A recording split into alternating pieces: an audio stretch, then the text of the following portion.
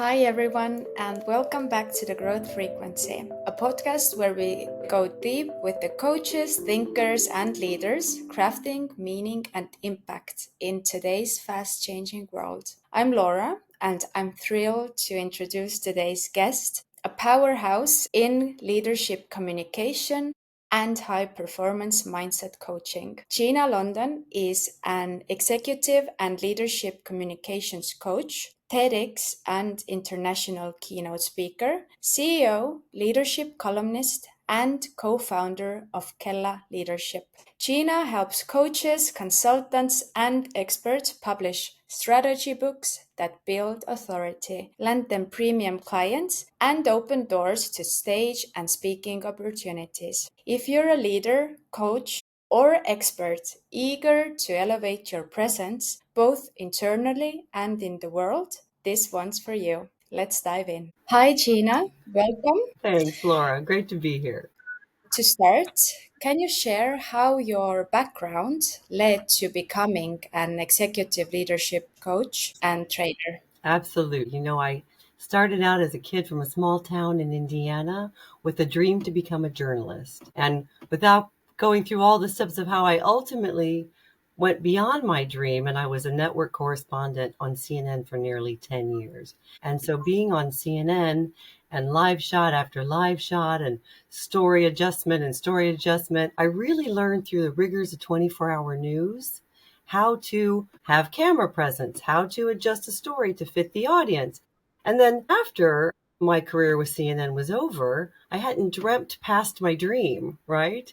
And so then I was able to work in a government affairs firm, still in the United States. And they were then helping me to reach out to their clients and help them tell their stories in order to impact a situation that they were wanting to maybe bring in a development. And how can the public understand that? So I think I evolved from telling stories for other people as a news presenter to helping others tell their stories. And then now to move it into the corporate setting where I largely work today, I had 3 executives from SAP, the big software company based in Germany. They asked me to help them with their media messaging, no problem, my background, their presentation, development and delivery, no problem. And they also wanted executive presence coaching. And Laura, I had to Google executive presence.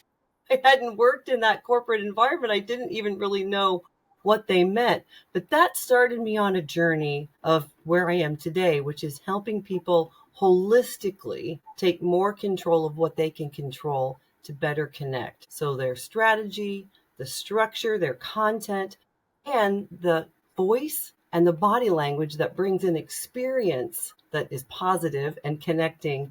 And that's really what I'm proud of that I do today in so many different sectors in so many countries all around the world. Yeah, I have to say, everyone should start following you on Instagram. Those reels and the content that you're posting online, totally free. It's amazing on how to communicate, how to ask for something. Then I just saw your video on how people shouldn't say, to be honest, and then go forward. Because the communication part is, I think, the most important thing in every relationship. So it's very useful. It's essential. Communications is the one thing that we have that is true to us, and how we bring ourselves to an interview or a personal relationship or a business relationship or a promotion interview. It's taking more control of who we are from the inside to reflect it purposefully and meaningfully on the outside. What does a typical day or week look like for you today, balancing it all? Well, that's a great question. And I don't know how well I balance it. I think it ebbs and flows like a tide. But I can say, generally speaking, I'm a small business owner. I'm the sole provider of the coaching and the training and the speaking events that I do. But I do have a team behind the scenes, which is great and has developed over time. So for me, a day in the life could be being part of a podcast like with you right now. I have business introduction calls that are largely from LinkedIn connections or Instagram connections, or I'm talking with someone on virtual like this and finding out what their needs are, what their goals are for themselves or for their teams, and moving that through hopefully a pipeline of support at some point. Then there are also deadlines that I have because I do write an weekly column on business and leadership in the largest newspaper here in Ireland. I'm American, but I've lived in Ireland now for 10 years, and just in June I got my citizenship. So I'm very excited to be a dual citizen now of Europe as well as of the United States. And then there could be in-person events. So I could be flying to the UAE or over to Denmark and working with teams to help them become more cohesive, help them take more control of how they present. It depends on the organization, on the need, and it can be virtual, it can be in person. Sometimes I'm off doing a keynote that can lead then into more supported interventions that way, but it is a variety which I love. And the common thread is that I get to meet people all the time. And that's really where I get my joy, is connecting with people, building relationships, and hopefully, whoever they are, wherever they are, helping them become more confident and comfortable communicators and connectors. What's working especially well in your outreach, programming, or client delivery? Great. Those are super questions. Let me unpack them. For the outreach, for me, I used to do a lot of networking in person events, and I'm getting back more and more at that. But then, of course, like everyone around the world, when lockdown happened and all that in person relationship building went away, and my business was suddenly taken away from me in the sense that there were clients that were going to be speaking at conferences I was supporting, and suddenly those conferences were stopped. So my support was also stopped. I had to go online. And so taking a more active role on LinkedIn in particular, finding ways to identify learning and development directors or HR directors or talent directors or even CEO or COOs who would be open to connecting first, and then asking them if they'd have a virtual coffee so we can do an introduction. I try not to be too sales pitchy because, of course, I get a lot of those too that come through LinkedIn, and I'm like, it's a bombardment. So trying to be an example of the relationship building type of approach that I would be wanting to coach eventually, I've had pretty good success of expanding my sectors, expanding the countries that I work with. Again, what do they have in common? They're all humans that want to take more control and be more effective. So that's been primary in terms of outreach. And then the delivery that I do, as I mentioned, it can be an in-person workshop, it can be a multi-part program, it can be a hybrid of some virtual support and then some coaching. I've had some clients that I've flown into them, or they've flown into me, or we've met somewhere in the middle, like London, to have in-person events. So it's a real mix of conferences, speaking, conferences, training, or one-on-one coaching or speaking. And that's really kind of the wonderful variety of what I get to do. And you have online courses too, Great. right? Yeah, I do actually. I have the Gina London Academy, or Language of Leadership, LOL, is a place where anybody can go. So this is a B2C play where if you go to my website, ginalondon.com, you can, it's not very expensive either. And we've got 120 little snack size videos. You can go at your own pace. They are designed to build module after module, but there are sections on presentation, sections on storytelling, sections on even team building, so you can go in a direction that's best for you. And I love that. And all of my coaching clients and all of my team building cohorts, they get that as part of it, but it's available to anyone. And so I thank you for bringing that up. Thanks. Yeah, I think it's very nice that you do both B2B and B2C, because with the regular consumers, we can make so much difference. It's very good. And it's easier to scale too, if we speak about the numbers, right? Yes, sure. That's the hope eventually, is that there's a lot of people out there from anywhere they are in the privacy and comfort of their own home, that they can log in and they can start to take more control in the direction that they'd like to, for career path progression or team building, cohesion, or even if it's something that they'd like to apply in their personal lives. Or one of the things I often say is, we don't have a personal life and a professional life. You were talking about balance. We just have a life. So the great thing about these purposeful, intentional communication tips around controlling your voice, or how you are thinking more purposefully about words or phrases that have become patterns but aren't really serving you, learning to make small modifications can impact in a positive way any facet of your life. It's just really up to each of us to say, I'm aware of how I communicate, or I'm becoming more aware. I'd like to make a couple of changes here and there, and I'm desiring to have that better impact that I'm willing to put in the daily work. And it really is like exercising any muscle. You're not going to go into the gym and suddenly, just because you're there, learn how to do everything correctly and get the results you want. It takes a little bit of learning, a little bit of coaching, a little bit of refining. But that's what I love about the whole idea of a lifetime journey. I certainly am learning all the time. I learn from all my clients. I learn from the other terrific content providers who are out there. And I think that's what makes it so rewarding, is that when you find like-minded people who want to purposely impact more in a positive way, that doesn't just fuel the person who might be taking my course or be looking at my Instagram page, but it also fulfills me when someone takes a second to say, this changed the way I spoke to my daughter, or this changed the way that I spoke to my direct report. And little by little, I hope that we're making that positive difference in people's lives. Yes, I agree. Are you facing any challenges in your business? And if yes, then what are they? And yeah, one of the biggest challenges that I'm facing, and it was really evident last year and still rippling out through this year, two things. One, because largely I serve big multinational companies, their resources for learning and development and people upskilling, not just in technical, but in the leadership areas of development that I work in, are being siphoned away for hot topic of AI departments. And I'm finding that there's companies that would have used me more readily.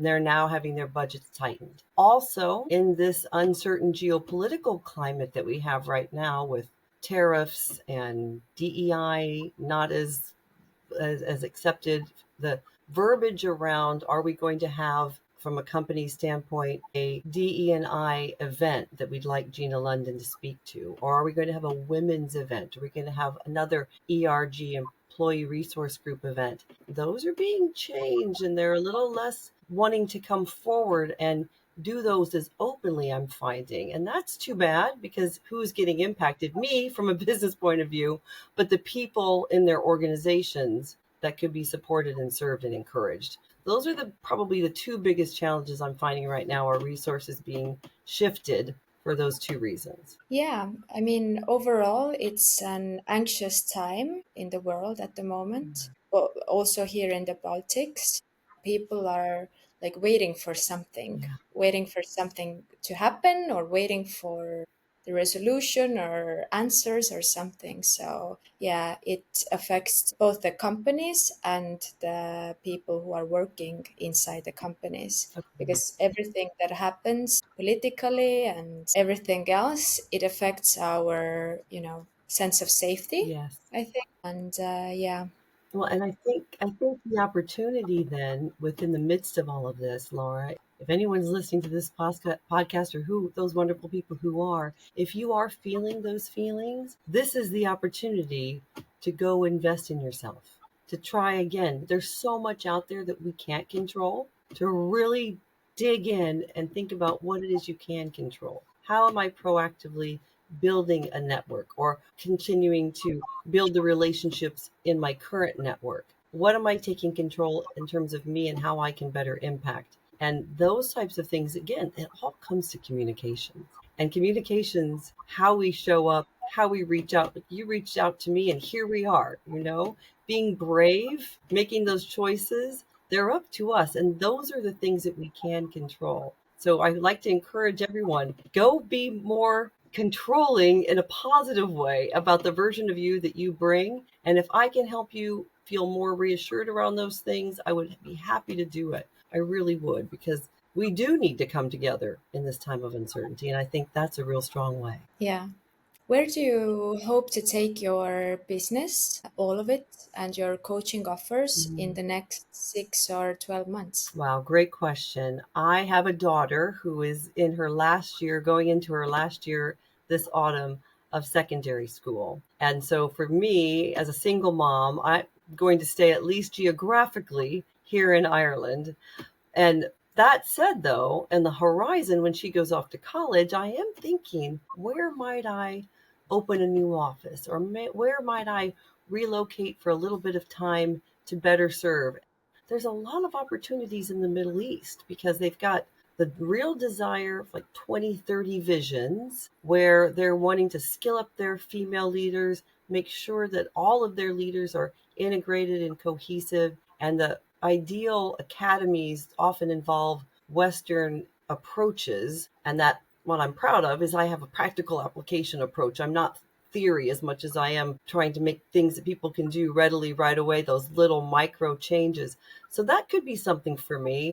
I don't have the desire to scale and have franchises all over the place of Gina London certified trainers. I thought about that early on, but one person can only do so much. So I think for me, if I can impact more people in areas that would desire it, I would love to do that.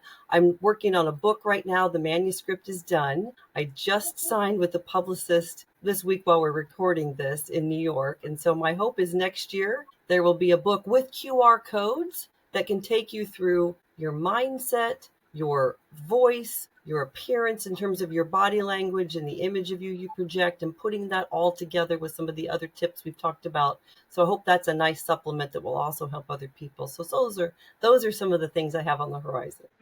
Can you tell us what is this book about? Sure. The working title, which the publicist said he doesn't love, so the working title is The Amplify Approach: How to Human Up in an AI World. I thought it caught the essence of I'm not looking to change people as much as I am to amplify the voice and the version of them they already have through very detailed small tips around, like I was mentioning, and that are on my Instagram page, but putting it all together in one book. And the idea that, especially as we were talking about already, the era of AI, which this revolution is upon us, I really do believe calls us to human up, because ChatGPT might be helping us write a report or even write an email, but it can't replace this live communication that you and I are doing, or an in-person interview, or a team building all hands call. So our responsibility then, the opportunity and the responsibility is,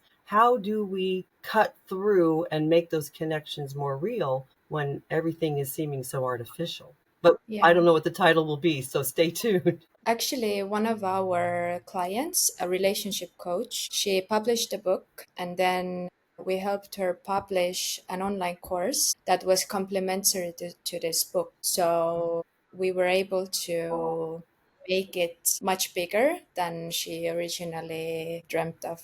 Okay, well, I look for, hey, I often say that the success pie is infinite. And the more collaborations that you can look forward to, and again, why I love people so much is you never know where a hello or an email or a ping over on Instagram or LinkedIn might lead. And so that's a great story. And I appreciate you sharing that, because my goodness, if there were a way that we could join forces and do something, I'm absolutely open to that, because the outcome we're looking for is greater positive impact. Yeah. If you could remove one major or normal barrier you're facing today, what would it be? Great question. I think for me, in the world that I am in, because there are large consultancies out there, the Accentures and the Deloittes and the Boston Consulting Groups, and these big companies with big resources that say, we're going to transform your team, and we have an academy, and we do all of these things. I'm a smaller voice within a big playing field. If I could find a way to amplify my own voice through connecting all those wonderful success stories of executives and emerging talent and companies that I've worked to try to cut through the noise, I would love that. But sometimes there's only so many hours in the day, and I'm busy doing the work as I described earlier. And sometimes it's hard to compete against a big request for proposals when you know that you've got a great working strategy and a great ability to transform, but you don't necessarily have all the bells and whistles to make it look as fabulous in that presentation, in terms of your when you're asked to present something, not my presentation skills, but my ability to have fancy brochures and lots of charts and psychosometric tools and all that kind of depth. So I'm grateful that I am making impact. It'd be lovely to find a way to make more. And so maybe collaborations like this would also be helpful. You know, back in the day when you were a hairdresser, you would only cut hair. Now, if you're a hairdresser or a coach, then you have to make the content, you have to do the marketing, you have to have like a podcast, or you have to go on podcasts, then you have to have this website, and there's so many parts in being a professional today that many feel overwhelmed by it. And I mean, it's totally normal. That's real. That really cuts with me too, because look, I'm older than you. I didn't grow up as a digital native. I call myself the reluctant entrepreneur. I started out at a CNN. I wanted to be a journalist. I didn't want to run my own business and pay employees and have to think about my expenses and all of this. What's your pipeline? I didn't even know what that word was. I thought that was a place where water went through, or gas and oil, or whatever. I had no idea. So this whole idea that, well, what are your learning objectives and what, but it can be really overwhelming. And this idea of continuing to need to feed the insatiable beast that is social media is exhausting sometimes. And yet I feel like if we have content and we're putting it out in an authentic way, and I've had different varying viewpoints of, oh, don't put something about your dog on your stories on Instagram because you're a corporate executive coach. I'm like, yeah, but I do have a dog and I get energy from that when I'm walking her and I'm thinking about things out in my walk. And that could also be something that might resonate with someone who's going, well, that's a more human side of her. And I had a colleague one time say, you're too polished. You come across as too perfect. Like, well, I am certainly not perfect. That is for sure.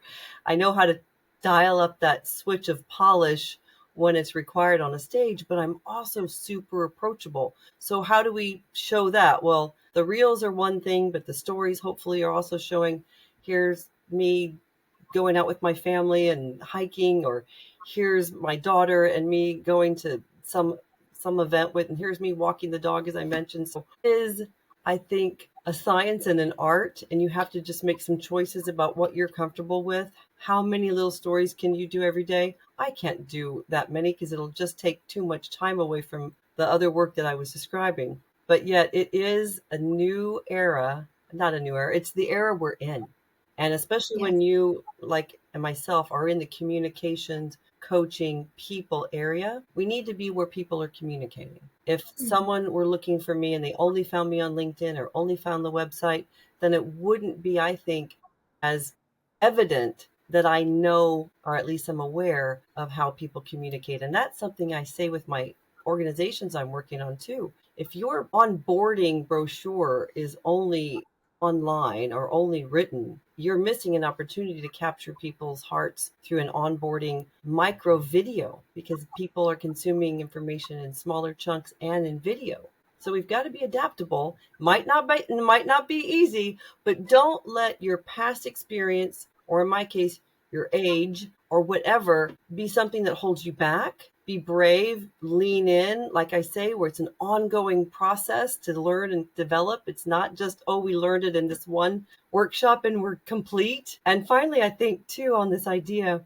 sometimes people come to me and say, well, I can't, or I can't modify this, or I've always been a command and control style of leader, and becoming a coaching style of leader is going to take a lot of energy, and I'm too old or too tired or too set in my ways. And I say, hey, listen, here's the test for when you know if your mission or your opportunity to learn is over. Are you still breathing? Then it's not over.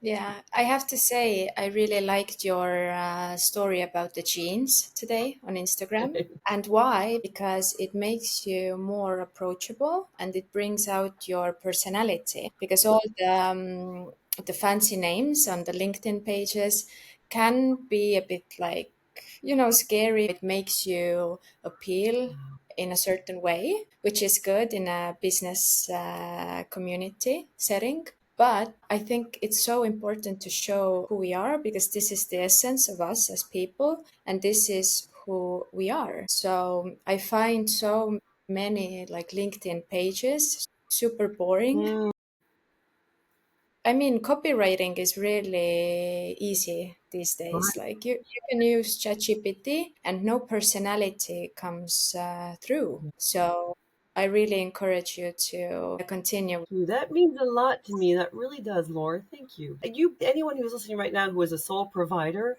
or is a single entrepreneur, you can be in your own little echo chamber and it gets lonely. And I find that collaborations like this or interactions like this, it's like, oh, I really appreciate your insights and your observations because sometimes you're out there saying, is this working? Is this not working? I'd love to have the feedback. So I really appreciate your thoughts on that. And for the record, anyone, I could put it on a reel. Right now it's on a story, so you won't be able to find the jeans post. But the jeans post is I don't typically wear jeans because I'm not actually, my body type, I don't think works so well with those, especially those skinny jeans that I don't own. And I don't actually own any jeans at all. A friend of mine was saying, you should try jeans with a heel, and that would be kind of a more informal, classic look. And I said, I don't love the way I'm usually a little more corporate. Anyway, those were my daughter's jeans. I thought I would just try the style on. And for the record, because they're my daughter's jeans, strategically, you cannot see that they don't really button up properly. But I appreciate that because we are trying to, any of us, if we're younger, we're trying to appear that we have more authority and we're aware of the insecurity that there's others who are more experienced out there, and we're having that little thought track. If we're more experienced, then we're probably also thinking about, am I relevant? Am I current? Does my style match the energy that I want to give?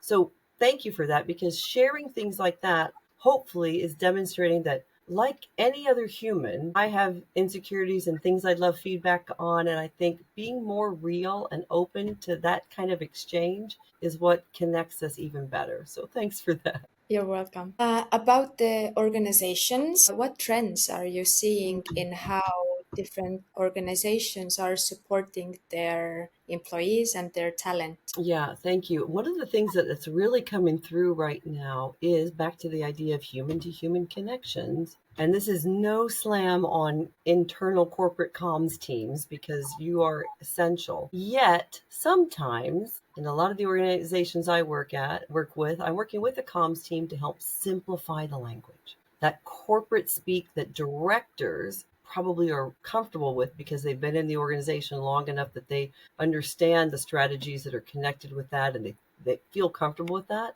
A lot of the newer account executives or early hires aren't comfortable with speaking like that. It's too jargony. It's too much. Lexicon is too strong, or there's too many sentences put into one talk track.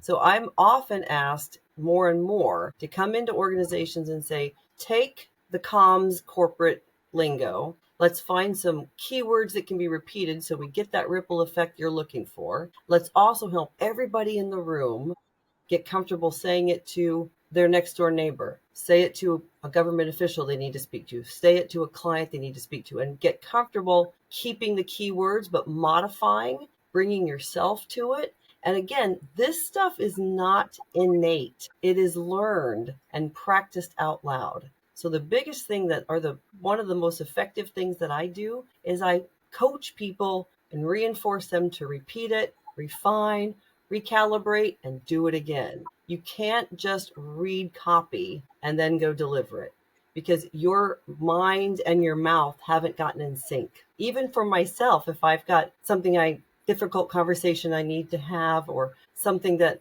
I'm trying to make sure I get those points across, I do a lot of media commenting here around Europe as well on current events and that sort of thing, and leadership in business. I'll work out loud on my sound bites. I'll modify it so it feels comfortable to me and it trips off the tongue. I don't just do it in here. I do it out loud so it sounds smooth, not because I want to be a robot, but because I want to land the words that I want to land. So to your question, helping people take complex corporate language, simplify it, and change it depending on who the audience is, and stay true to themselves and what they feel about it is something I'm being asked about more and more. So again, bringing the human into corporates and organizations. Thank you. You're welcome. In the wake of silent burnout and stress, what are leaders missing when it comes to mindset and mental toughness? Wow. When we talk about quiet quitting, the tendency that I find is it's not the man, well, it can go all the way up the chain. The rank and file employees aren't being checked in on how they are personally doing enough.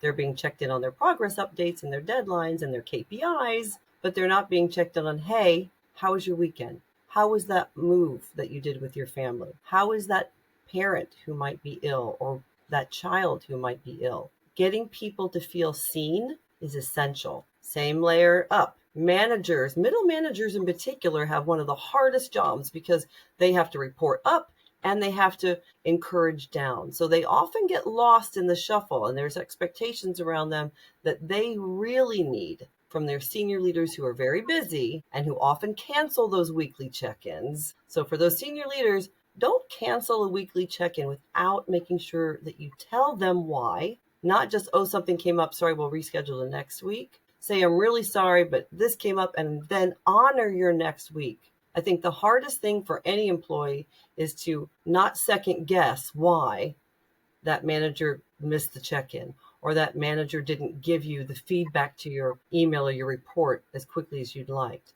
And so creating and curating culture is a rinse and repeat, not day to day, moment to moment. I had a guest here on the podcast yesterday who is in a similar type of coaching, and he's organizing retreats and dinners. I feel like I need to connect you guys. Please, Like, by all means.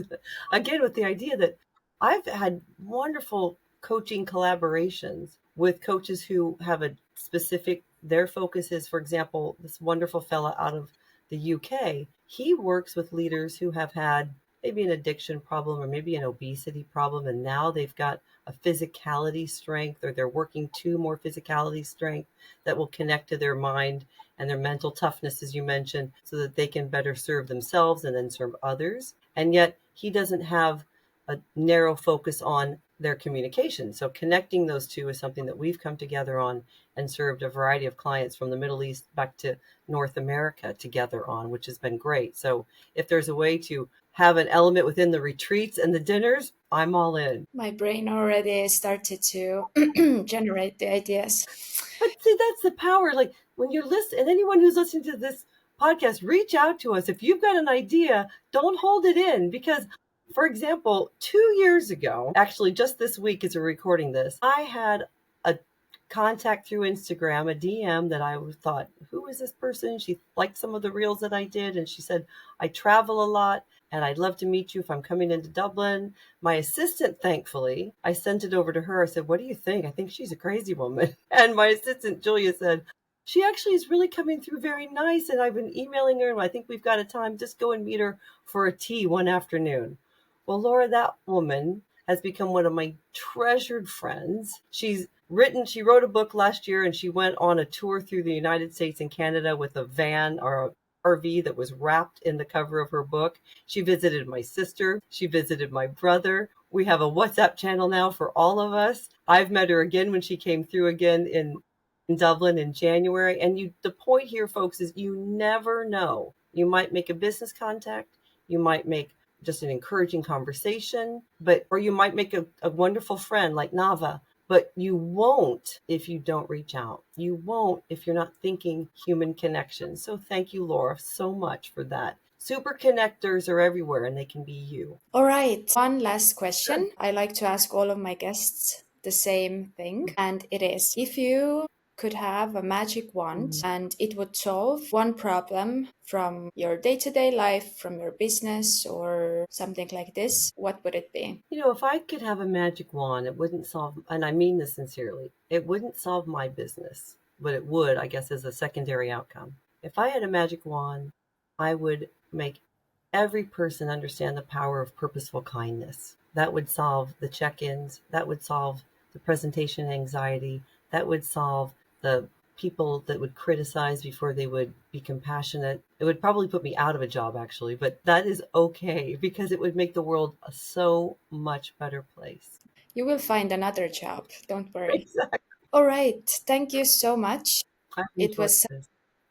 such an interesting and such a deep conversation. Thank you all who listen to us. Let us know what you think, what are your thoughts, and if you have anything to suggest or you have any ideas, then we are happy to listen and connect with you guys. And yeah, see you in the next episode. Thank you, Laura.